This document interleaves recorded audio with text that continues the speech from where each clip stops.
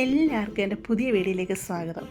ഇന്ന് ഞാൻ തയ്യാറാക്കാൻ പോകുന്നത് കണ്ടപ്പോൾ തന്നെ മനസ്സിലായി കാണുമല്ലോ, എൻ്റെ ഫേവറേറ്റ് എന്ന് വെച്ചാൽ എപ്പോൾ എനിക്ക് തന്നാലും അതിന് ഇഷ്ടത്തോടെ കഴിക്കുന്ന ഒരു ഐറ്റമാണ് പൊതിച്ചോറ്.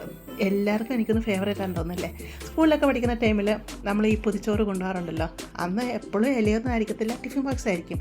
എന്നാൽ ഉച്ചയ്ക്ക് നമ്മൾ തുറക്കുമ്പോൾ അതിൻ്റെ ആ ഒരു മണവും അത് കഴിക്കുമ്പോൾ ഉള്ള ആ ഒരു ടേസ്റ്റും അത് പറഞ്ഞറിയിക്കാൻ പറ്റത്തില്ല. നമ്മൾ അനുഭവിച്ചാൽ നമുക്കതറിയാം. പക്ഷേ ഇപ്പോഴത്തെ കാലത്ത് നമ്മുടെ കുഞ്ഞുങ്ങൾക്ക് ആ ഒരു ഭാഗ്യം കിട്ടാറില്ല. പക്ഷേ ഇവിടെ മിക്കപ്പോഴും ഞങ്ങൾ ഇതുപോലെ ഇല മേടിക്കാറുണ്ട്, ഇതുപോലെ ഇലപ്പൊതി ഉണ്ടാക്കി കഴിക്കാറുണ്ട് കേട്ടോ. എൻ്റെ 2 കുഞ്ഞുങ്ങൾക്ക് ഇത് ഭയങ്കര ഇഷ്ടമാണ്. നാട്ടിൽ പോകുന്ന സമയത്ത് ഞാൻ എപ്പോൾ ചെന്നാലും പറയും എനിക്ക് ഇലപ്പൊതി വേണം. അങ്ങനെ ഇലപ്പൊതി ഞാൻ കെട്ടി കഴിക്കാറുമുണ്ട്. കാരണം അത്രയ്ക്ക് ഇഷ്ടമുള്ളൊരു സംഭവമാണ് ഇലപ്പൊതി. ഇന്ന് നമുക്ക് നല്ല പെർഫെക്റ്റ് ആയിട്ട് ഈ ഇലപ്പൊതി എങ്ങനെ തയ്യാറാക്കിയെടുക്കാം എന്നാണ് ഞാൻ ഇവിടെ കാണിക്കാൻ പോകുന്നത്. നമുക്കെന്നാൽ വീഡിയോയിലേക്ക് അങ്ങ് പോയാലോ. ആദ്യം നമുക്ക് മീൻ വറുക്കാനായിട്ട് പുരട്ടി വെക്കാം. ഞാനൊരു മത്തിയാണ് ഉപയോഗിക്കുന്നത് കേട്ടോ. കഴുകി വൃത്തിയാക്കി കൊണ്ടുവന്നിട്ടുണ്ട്. ഇതിലോട്ട് ഞാൻ കുറച്ച് കാശ്മീരി ചില്ലി പൗഡർ ഇട്ട് കൊടുക്കുന്നുണ്ട്. അതുപോലെ ശകലം മഞ്ഞൾപ്പൊടിയും ഇട്ട് കൊടുക്കുന്നുണ്ട്. കുരുമുളക് പൊടി ഇട്ട് കൊടുക്കുന്നുണ്ട്. ഉപ്പും ഇട്ട് കൊടുക്കുന്നുണ്ട്.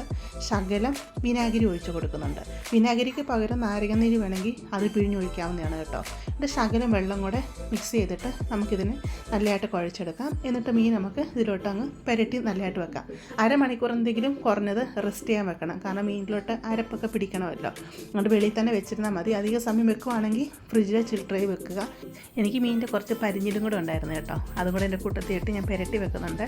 മീൻ അവിടെ ഇരുന്ന് അരപ്പ് പിടിക്കുന്ന സമയം കൊണ്ട് നമുക്ക് അടുത്തതായിട്ട് തോരൻ വെക്കാം. ഞാൻ ഇവിടെ തോരൻ വെക്കുന്നത് ബീട്രൂട്ടും ചെറുപയറോടും ഇട്ടിട്ടാണ് തോരൻ വെക്കുന്നത് കേട്ടോ. എല്ലാവർക്കും അറിയാവുന്നതാണ്. എന്നാലും അതിലോട്ട് കുറച്ച് വെളിച്ചെണ്ണ തന്നെ ഒഴിച്ച് കൊടുക്കുക. വെളിച്ചെണ്ണ വെക്കുന്ന പ്രത്യേക ടേസ്റ്റാണ്. നമ്മൾ കടുക് ഇട്ട് കൊടുക്കുന്നുണ്ട്. കടുക് പൊട്ടി വരുമ്പോഴത്തേക്ക് ഞാൻ ചോപ്പറിൽ ബീട്രൂട്ട്, സവാള, പച്ചമുളക് ഇത്രയും കൂടെ ഒന്നിച്ച് അരിഞ്ഞെടുത്തതാണ്. അതങ്ങ് ഇട്ട് കൊടുക്കാം. അതിട്ട് കൊടുത്തിട്ട് കുറച്ച് കറിവേപ്പിലയും കൂടി ഇട്ട് കൊടുക്കാം. ആവശ്യത്തിനുള്ള ഉപ്പിട്ട് കൊടുക്കാം. മഞ്ഞൾപ്പൊടിയും കൂടി ഇട്ട് കൊടുക്കാം. എന്നിട്ട് നല്ലതായിട്ട് ഇതിനെ നമുക്ക് മിക്സ് ചെയ്ത് അടച്ച് വെച്ച് ഇതിനെ പകുതി മുക്കാൽ ഭാഗം വരെ ഒന്ന് വേവിച്ചെടുക്കണം. ഇപ്പോൾ ചെറുപയർ ഞാനിവിടെ സെപ്പറേറ്റ് വേവിച്ച് മാറ്റി വെച്ചിട്ടുണ്ട്. ഇത് മുക്കാൽ ഭാഗം വെന്ത് കഴിയുമ്പോൾ വെന്ത് വന്നിരിക്കുന്ന ചെറുപയറുണ്ടല്ലോ, ആ ചെറുപയറും കൂടെ ഇതിലോട്ടങ്ങ് ഇട്ട് കൊടുക്കാം. എന്നിട്ട് നമുക്ക് ആവശ്യത്തിനുള്ള തേങ്ങയും കൂടി ഇതിലോട്ടങ്ങ് ഇട്ട് കൊടുക്കാം.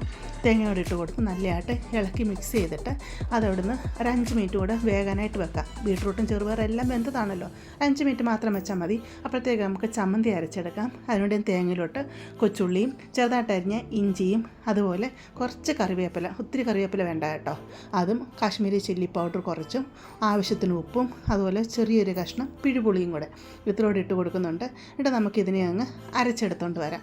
ചമ്മന്തി അരച്ചെടുക്കുമ്പോൾ അധികം പേസ്റ്റ് പോലെ അങ്ങ് അരിഞ്ഞു പോകരുത്.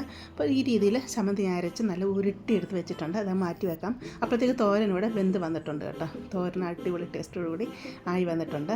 അങ്ങനെ തോരൻ റെഡിയായി. അത് നമുക്കങ്ങ് മാറ്റി വെക്കാം. അടുത്തയായിട്ട് ഞാനിവിടെ ഉരുളക്കിഴങ്ങ് മെഴുക്കൂട്ടിയാണ് ഉണ്ടാക്കിയെടുക്കുന്നത്. ഉരുളക്കിഴങ്ങ് ചെറുതായിട്ട് അരിഞ്ഞ് കഴുകി അങ്ങനെ വെച്ചിട്ടുണ്ട്. ഇതിലോട്ട് കുറച്ച് തേങ്ങക്കൊത്തും 2 പച്ചമുളകും അങ്ങോട്ട് ഇട്ട് കൊടുക്കാം. എന്നിട്ട് ശകലം കാശ്മീരി ചില്ലി പൗഡർ ഇട്ട് കൊടുക്കാം. അപ്പോൾ പെട്ടെന്ന് അങ്ങ് ഫ്രൈ ആയി വരും കേട്ടോ. ശകലം മഞ്ഞൾപ്പൊടി ഇട്ട് കൊടുക്കാം. അതുകൊണ്ട് ഞാൻ ശകലം പെരിഞ്ജീരകപ്പൊടിയും കൂടി ഇട്ട് കൊടുക്കുന്നുണ്ട് കേട്ടോ. പ്രത്യേക ടേസ്റ്റാണ് പെരിഞ്ജീരകപ്പൊടി ഇട്ട് കൊടുക്കുന്നത്. ആവശ്യത്തിന് ഉപ്പിട്ട് കൊടുക്കാം. ഉരുളക്കിഴങ്ങ് പ്രത്യേകം ഉപ്പി പറ്റിക്കൊന്നും ചെയ്യുന്നില്ല കേട്ടോ. ഡയറക്റ്റ് നമ്മളങ്ങ് ഫ്രൈ ചെയ്തെടുക്കുകയാണ്. അപ്പോൾ ആവശ്യത്തിനുള്ള വെളിച്ചെണ്ണയും കൂടെ ഒഴിച്ച് കൊടുക്കാം. എന്നിട്ട് നല്ലതായിട്ട് ഇളക്കി നമുക്കതിനെ വേവിക്കാനായിട്ട് മീഡിയം ഫ്ലെയിമിൽ വെക്കണം. എന്നിട്ട് ഇടയ്ക്കിടയ്ക്ക് ഇളക്കിയിട്ട് കൊടുക്കണം. അപ്പോൾ നല്ലതായിട്ട് ഫ്രൈ ആയി വരികയും ചെയ്യും, വെന്തും വരും. അപ്പോൾ അടുത്ത് നമുക്ക് മീൻ വറുത്തെടുക്കാം. അതിനുവേണ്ടി സാധാരണ എപ്പോഴും നമ്മൾ ചെയ്യുന്ന പോലെ തന്നെ ഒരു പാനിലോട്ട് വെളിച്ചെണ്ണ ഒഴിച്ച് കൊടുത്ത് നമുക്ക് മീൻ ഫ്രൈ ചെയ്തെടുക്കാം.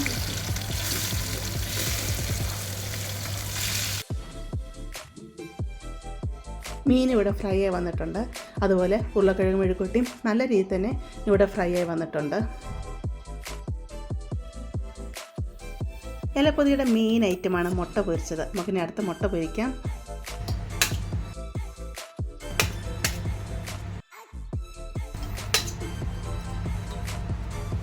മുട്ട അത് അടിച്ചെടുക്കുന്നുണ്ട്. ഇതിലോട്ട് സവാള അരിഞ്ഞതിട്ട് കൊടുക്കുന്നുണ്ട്. അതുപോലെ ഞാൻ പച്ചമുളക് ഇട്ട് കൊടുക്കുന്നില്ല കേട്ടോ.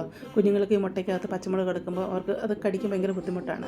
പിന്നെ അതോട്ട് കുരുമുളക് പൊടിയാണ് ഇട്ട് കൊടുക്കുന്നത്. ഉപ്പ് ഇട്ട് കൊടുത്ത് നല്ലതായിട്ട് അടിച്ചെടുത്തിട്ട് നമുക്ക് മുട്ട പൊരിച്ചെടുക്കാം. ഇവിടെ മുട്ട പൊരിക്കാന്ന് പറയുമ്പോൾ നമ്മൾ ഇലപ്പൊതിയിലൊക്കെ മുട്ട ഇങ്ങനെ പൊരിച്ച് കഴിഞ്ഞാൽ മുറിച്ചെടുക്കുമ്പോൾ അത് കാണാൻ ഒരു ഭംഗിയില്ല. അപ്പോൾ ഒരു മുട്ട മുഴുവനായിട്ട് അത് മടക്കി അത് വെക്കുമ്പോൾ അത് കാണാൻ പ്രത്യേക ഭംഗിയാണ്. അതുകൊണ്ട് ചെറിയൊരു ഫ്രൈ പാൻ്റെ അകത്ത് ഇത് വെളിച്ചെണ്ണ ഒഴിച്ച് കൊടുത്ത് കുറേച്ചായിട്ട് മുട്ട ഒഴിച്ച് കൊടുത്തിട്ട് ഞാൻ അങ്ങനെ 3 പ്രാവശ്യമായിട്ടാണ് മുട്ട പൊരിച്ചെടുക്കുന്നത് കേട്ടോ.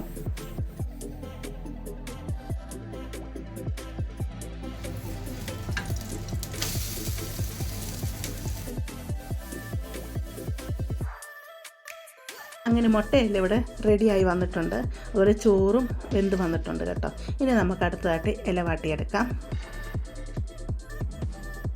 അങ്ങനെ ഇലപ്പൊതിയുടെ എല്ലാ ഐറ്റംസും റെഡി ആയിട്ടുണ്ട്. മുട്ട പൊരിച്ചത്, തോരന്, അതുപോലെ ഉരുളക്കിഴങ്ങ് മെഴുക്ക് പുരട്ടി, ചോറ്, അതുപോലെ നല്ലതായിട്ട് മീൻ വറുത്തെടുത്തത്, ചമ്മന്തി, അതുപോലെ മെയിൻ ഐറ്റമാണ് അച്ചാറല്ലേ. ഞാൻ ഇവിടെ എടുത്തിരിക്കുന്ന അടമാങ്ങ അച്ചാറാണ് കേട്ടോ. ഇനി നമുക്ക് എങ്ങനെ പൊതി കെട്ടുന്നതെന്ന് നോക്കാം. ഇപ്പോൾ ഞാൻ ഒരു പേപ്പർ ഇങ്ങനെ വെച്ച് കൊടുത്തിട്ടുണ്ട് മേശപ്പുറത്ത്. അതിലോട്ട് ഇല വെച്ച് കൊടുത്തിട്ടുണ്ട്. ഇവിടെ ഞങ്ങൾക്ക് കിട്ടിയ ഇല എന്ന് പറഞ്ഞാൽ അധികം നല്ല മൂത്തിട്ടുള്ള ഇലയല്ല, എന്താ കിളുന്ന ഇല എന്ന് പറയില്ലേ, അങ്ങനെയുള്ള ഇലയാണ് കിട്ടിയത് കേട്ടോ. അതുകൊണ്ട് തന്നെ കീറി പോവുകയായിരുന്നു. ഇപ്പോൾ ഞാനിതുപോലെ ചോറ് വെച്ച് കൊടുത്ത്, ചമ്മന്തി വെച്ച് കൊടുത്തിട്ടുണ്ട്, മുട്ട പൊരിച്ചത് വെച്ച് കൊടുത്ത്, തോരനൊക്കെ ഇങ്ങനെ വെച്ച് കൊടുത്ത്, മെഴുക്ക് പുരട്ടി എല്ലാം വെച്ച് കൊടുത്തിട്ടുണ്ട്. അതുപോലെ മീൻ വറുത്തതും അച്ചാറ് എല്ലാം വെച്ച് കൊടുത്ത് ഇലപ്പൊതി കെട്ടുകയാണ്. അപ്പോൾ ഈ ടൈപ്പ് തന്നെ മെഴുക്ക് പുരട്ടി, ഈ ടൈപ്പ് തന്നെ തോരന് എടുക്കണമെന്നും നിർബന്ധമൊന്നും ഇല്ല കേട്ടോ. നമുക്ക് ഇഷ്ടമുള്ള എടുക്കാം. അപ്പോൾ ഹസ്ബൻഡിന് ഓഫീസിൽ ഫുഡ് ഉണ്ടായിരുന്നു. അപ്പോൾ എനിക്കും കുഞ്ഞുങ്ങൾക്ക് മാത്രം മതിയായിരുന്നു. അപ്പോൾ കുഞ്ഞുങ്ങളുടെ ഇഷ്ടം അനുസരിച്ചാണ് ഞാൻ ഉരുളക്കിഴങ്ങ് മെഴുക്ക് പുരട്ടി, ബീട്രൂട്ട് തോരനൊക്കെ ഉണ്ടാക്കിയെടുത്തത് കേട്ടോ. അവർക്കതൊക്കെ ഭയങ്കര ഇഷ്ടമാണ്. ഇത് അടമാങ്ങ അച്ചാറ് ഞങ്ങളുടെ മമ്മി ഇവിടുന്ന് നാട്ടിലോട്ട് പോകുമ്പോൾ എനിക്ക് ഇട്ട് തന്നിട്ട് പോയതാണ് കേട്ടോ. ഇതുവരെ തീർന്നില്ലായിരുന്നു. ഇപ്പോൾ തീരാറായിട്ടുണ്ട്. നല്ല ടേസ്റ്റുള്ള അടമാങ്ങ അച്ചാറാണ് കേട്ടോ. അപ്പോൾ വീഡിയോ ഞാൻ ഓൾറെഡി ചാനലിൽ ഇട്ടിട്ടുണ്ട് കേട്ടോ ഇതിൻ്റെ. ഇനി നമുക്ക് ഇതെല്ലാം വെച്ചിട്ട് നമുക്ക് എങ്ങനെ പൊതിഞ്ഞെടുക്കുന്നതെന്ന് നോക്കാം. കണ്ടില്ലേ, ഇത് കാണുമ്പോൾ തന്നെ നമുക്ക് കൊതി വരുമല്ലേ. ഇത് പൊതിയുമ്പോൾ തന്നെ ഉണ്ടല്ലോ ഇല കീറിപ്പോകുന്നുണ്ടായിരുന്നു കേട്ടോ. അത്രയ്ക്ക് കിളുന്ന ഇലയായിരുന്നു. ഞങ്ങൾക്ക് ഇവിടെ ഒക്കെ നല്ല ഇലയൊന്നും അങ്ങനെ കിട്ടാറില്ല.